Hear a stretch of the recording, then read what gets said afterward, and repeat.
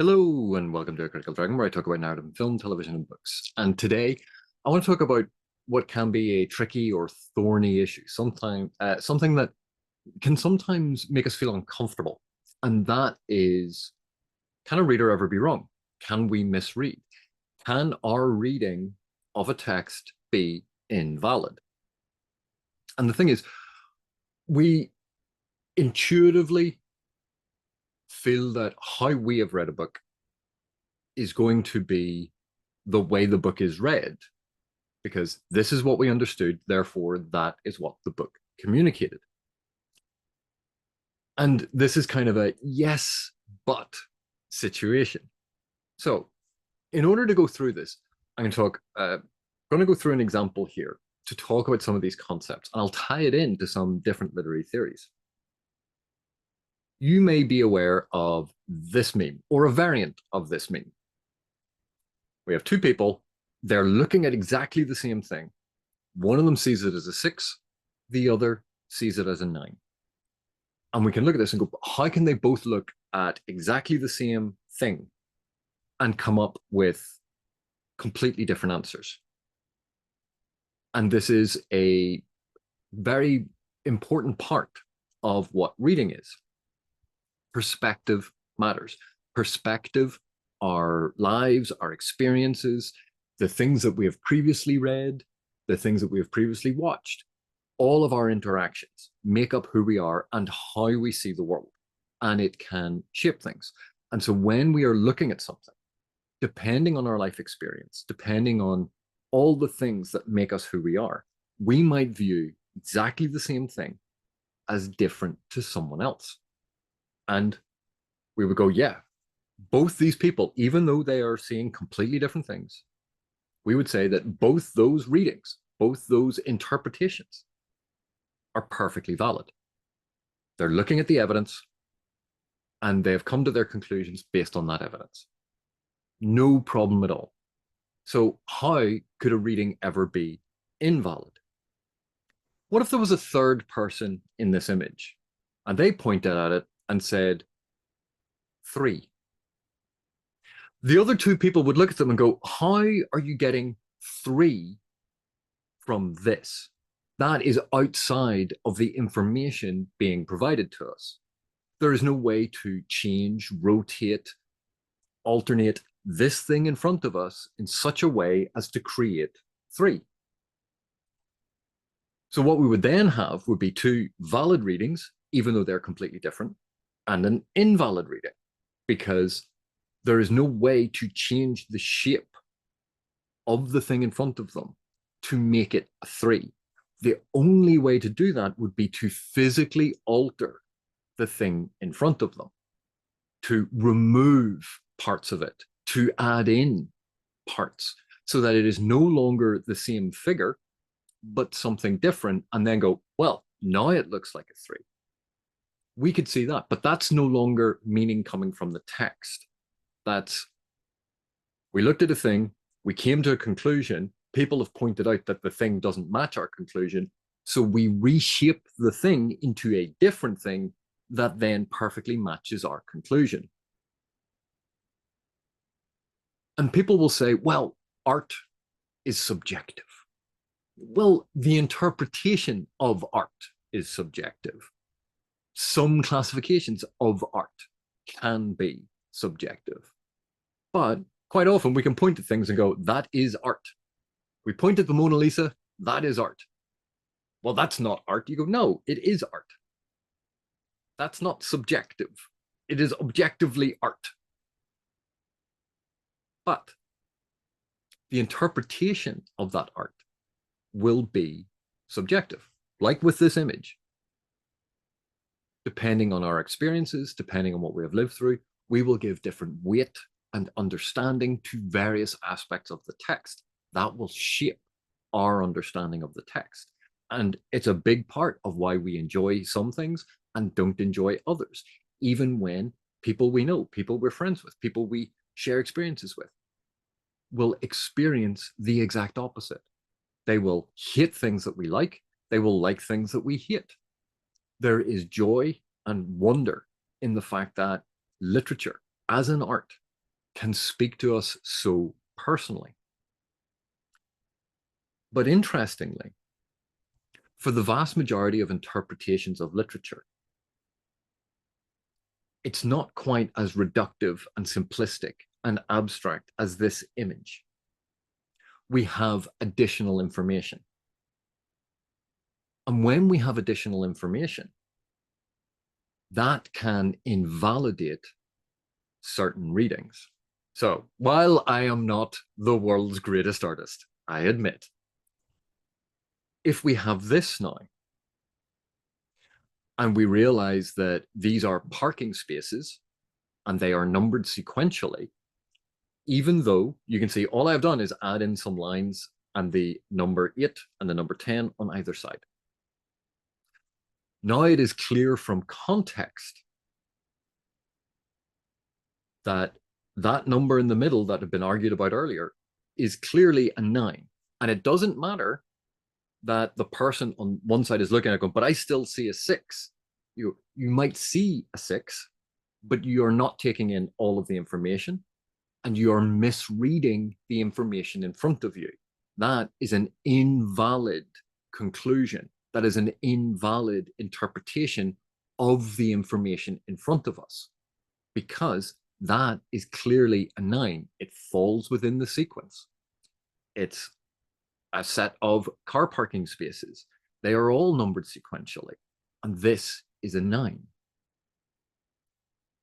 And suddenly something that earlier on we would have said was a perfectly valid interpretation, when we consider the additional information, additional context, more information from the text, something that earlier on we would have accepted as a valid interpretation becomes invalid because further information available to us in the text has now disproven one point of view and consolidated and proven a different point of view. The reason this is important is we can look at a line in a text. We can do close readings. We can look at a line, a paragraph, a scene, and we can do this interpretation of a scene. But that scene is part of a larger narrative. And if we discount the information elsewhere in the text, and we say, well, if we look at this scene in isolation, this is a meaning we can draw from it. Everyone goes, yeah, you can draw that.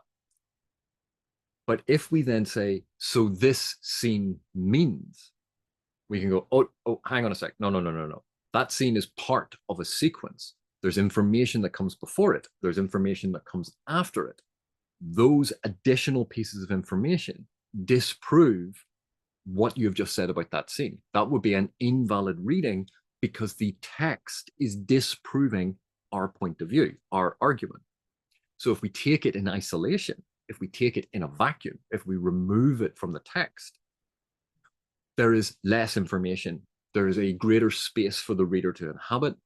There are fewer things influencing and guiding our reading. But when we put it back inside a text, there are other elements that are guiding our interpretation. Do we have to follow them? Of course not. We, as readers, are free to read in whatever way we want. But if we want to make a statement about what something means, it's no longer about just what we see.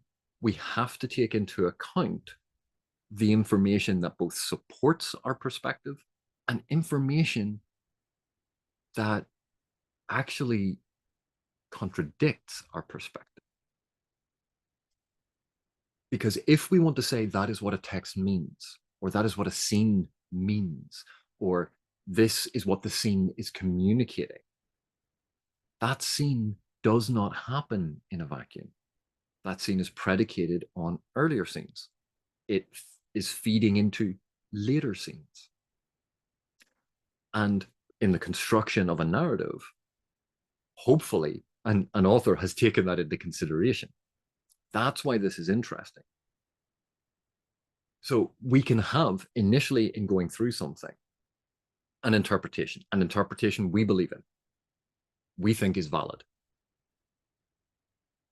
but there may be information in the text that we are ignoring. And if that is the case, it's not fully subjective in that sense, because there is information there. Now, to give an example of this, the more abstract something is, the greater the range of valid interpretations, the greater the space allowed for a reader to interpret in whatever way they want. The more abstract something is, the greater that space. The less abstract something is, the more direct something is, the stronger the guidance in how to interpret what is there is going to be. Do we have to follow that guidance? No. The author is not going to be sitting in the same room and pointing at it going, no, you have to interpret it this way. Because we're not talking about authorial intent. We're talking about what the actual information is. But if we choose to ignore information, it's no longer what the thing is communicating. It is an edited form of the thing, a changed form of the thing, where we have excised or deprivileged or removed information from the text in order to conform to the meaning that we are imposing. The flow of information is no longer from the text to us to decode. We got some flow of information. We decided what it meant. We then map that back onto the text and we alter the text to fit our interpretation. That is not what the text means. That's now us imposing on the text. But to give an example of this, a man gets out of his car, walks along the path toward his house. Very simple, straightforward sentence. If I said, oh, well, this is clearly describing a woman getting off a motorcycle and crawling toward a tent, people go, no, it's not. That's not what the text says. But if I said, in my head, I created a headcanon and I changed some elements. And now where it says car, I'm reading motorcycle. Where it said man, I'm now reading woman. I've created my own text. And people say, well, okay, fine. That's what you did. I am not saying that you didn't do it. But to expect that to be a valid reading of the text, it's not flowing from the text. That's something I have created. It is something different. It's something distinct to the text. And you might say, well, but art is about this subjective interpretation. But even within that one sentence, we have so much room for personal interpretation. What sort of car is it? Is it new? Is it old? What color is it? What make is it? What model is it? How is it parked? How old is the man? How tall is the man? What does he look like? What is he wearing? He's walking. How is he walking? How far is he walking? We know it's along a path. What type of path? What is the path going through? Is it a lawn, a garden, a forest, toward a house? Well, what sort of house? What does it look like? Is the sun shining? Is it raining? None of that information was in the sentence. That is all ambiguity that is built into that sentence to allow individual reader interpretation. But what we generally agree as a consensus is we don't just alter the text to say the things that we want it to say. We don't say, well, where it says man, it actually means woman. Where it says car, it means motorcycle. Where it says walk, it means crawl. That might be an alteration we impose on the text. But we would admit, we would say, we would declare, we would be overt that that's no longer the text anymore. It's a version of the text that we have created, an altered form. And so if someone said, this clearly is illustrating X, right? How? That is not what this sentence means. And they said, oh, well, I'm entitled to my subjective opinion. Not in contravention of something that is clearly stated. If we're talking about meaning, then yeah, but it has to be built on what is there. It can't be built on what is not there, or built on what is there as long as we remove a whole lot of chunks.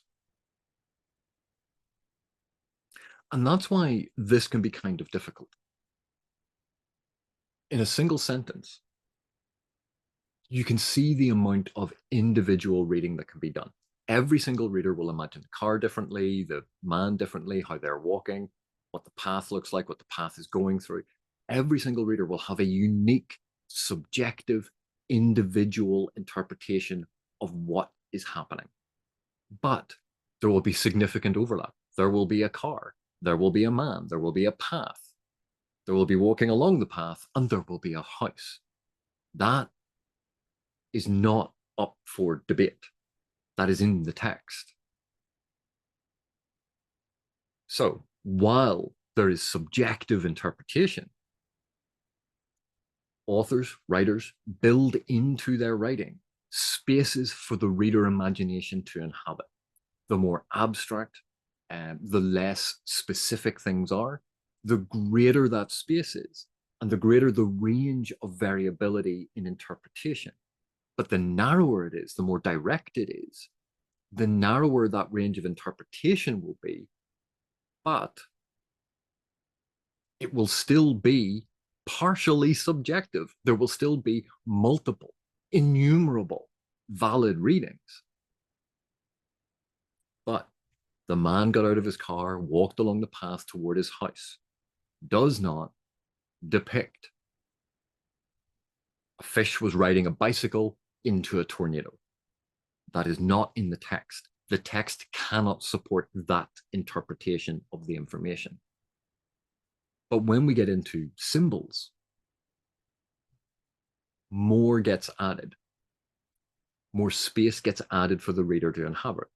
And like a clear example of this, if a man gives someone a red rose, typically we would associate that very, very commonly with a gesture of romantic affection.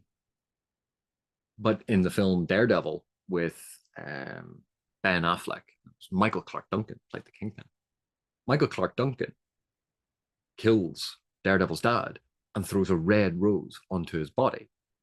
And we look at that and we don't see it. We don't read that symbol as romantic.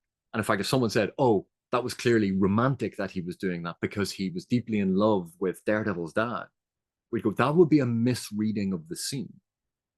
And it doesn't matter that that's an interpretation of that symbol and that's what that person got from it. That's not what the scene is communicating. And again, it's the additional context. It's the surrounding information from previous scenes, from the characterization of what's going on. That's how we have this guidance of how to read. And there is still variability.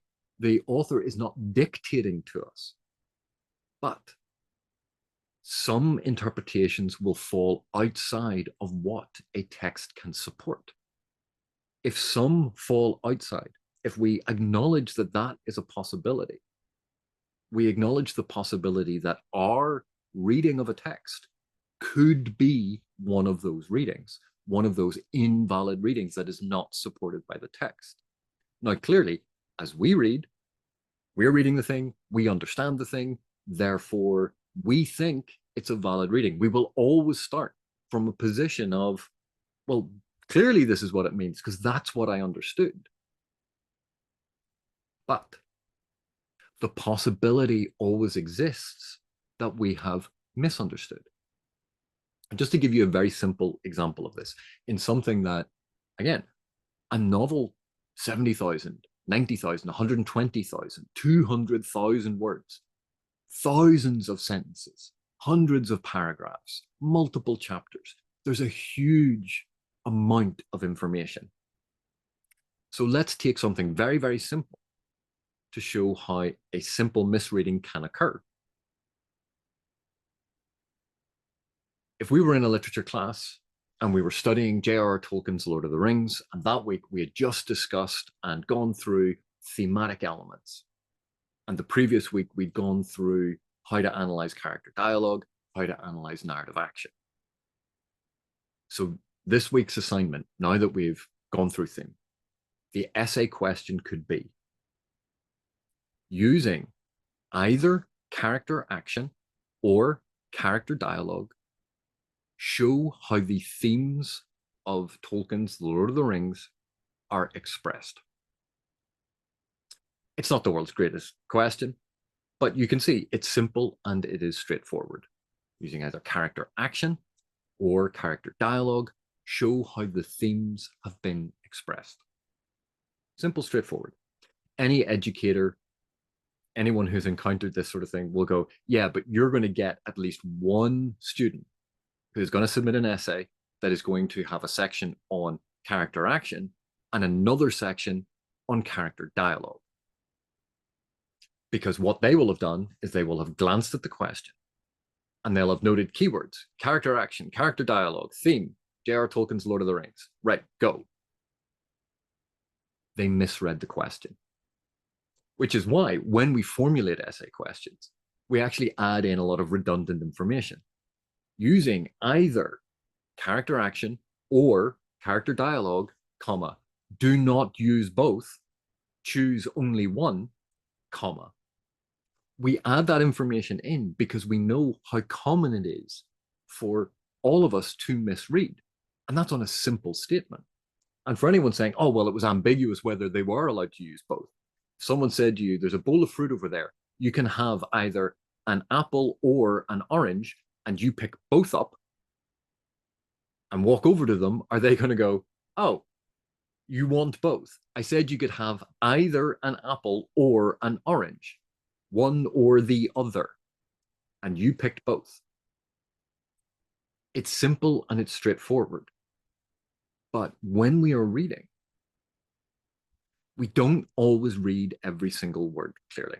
We don't always think about every single sentence. We are reading, our eyes are moving along, and sometimes we pick up keywords and our brains scramble them and put into a meaning that makes sense to us. But that's not necessarily what was on the page. And quite often, we'll get to a section in a book and go, hang on a sec, where did that person get a sword from? I don't remember them having a sword. And we'll skip back a couple of pages, 3 pages, maybe half a chapter, and it's, oh, in this scene, he picked up a sword. How could I have forgotten that? And sometimes it's we forgot that we read it. Sometimes our eyes skipped over it. Or sometimes as we were reading, because well, I know I don't have. Some of us do have eidetic memories, but I don't. And therefore, I might have read it, but then forgotten it because it didn't seem to be pertinent information. And by the time I get to a scene where it's relevant, I have forgotten that I'd already read that. So this is the thing that can happen. One of the ways that misreading can happen. We actually misconstrue what is on the page. We skip out words. We jumble the words together in an order that seems to make sense, but we've already moved on. We're not paying attention to that. We're just moving through the text. And this happens all the time. And when we are reading for pleasure, we're not paying as much attention often to the exact word order of things that we would expect a student to be looking at the question that their grade is going to be based on. And yet we know those sorts of misreadings occur. And if that can occur with a very simple sentence, how often do you think it occurs in a novel that's 170,000 words long? I know that I am not a perfect reader. I am not omniscient. And I certainly don't have a photographic memory. I don't have an eidetic memory. And therefore, if something seems strange or wrong, my first assumption is never the author made a mistake, although that is a possibility. My first assumption is I have misread because this doesn't seem right. Because it is far more likely that when I am reading that I will have misread something than an author who has done multiple drafts, an editor then has gone through it and highlighted things, a copy editor has gone through, and then it has been published. Multiple people have gone through that. Yes, mistakes can still happen. Mistakes can creep in at any stage of the editing process. But I can't discount the possibility that I misread. And so while reading and what we feel about a text, what we personally understand, that is all subjective. That is located in the reader response. How we have interpreted things, what we have interpreted. how we have constructed meaning, our part in the decoding of the information of the text. That's all part of the reader response. But if we are going to start making judgments or arguments about what scenes mean and what symbols within the text mean, yes, we bring our individuality to that, but those things are within the text. The text has to support them. They have to be consistent with the information presented. Because as soon as we start excising parts of the text in order to make our argument more persuasive, it's no longer the meaning of that text anymore. It's the meaning of this altered, edited version of the text, this adaptation that we have created. And so, yes, I firmly believe in every reader's right to feel, to enjoy, to hate, to love, to like, to despise, whatever the text is. That's every reader's right. Every reader will have a unique perspective on the text. They will weight information in the text differently. They will interpret certain sequences differently. But as long as all of those things are flowing from the text and then can be explained in how they fit together, and the text is not contradicting that interpretation, for me at least, that is valid. That is a valid reading of the text, even if it is wildly divergent to mine, even if it is mutually exclusive to mine, even if it is the exact opposite of mine.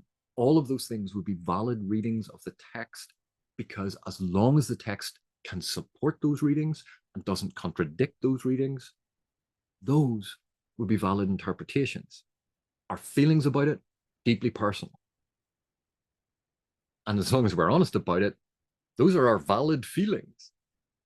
But our feelings and our personal reactions to things may not always be valid readings of a text. It may be what we felt. It may be a valid response. But that response could be based on fragmented information, misconstrued information, misreading, misremembering, all of those aspects, because we are fallible in how we process it. That's what I mean when I talk about valid and invalid readings. Anyway, hopefully this has been interesting or of some use. Thank you very much for watching. Thank you for your continued support, and I will see you in the next one.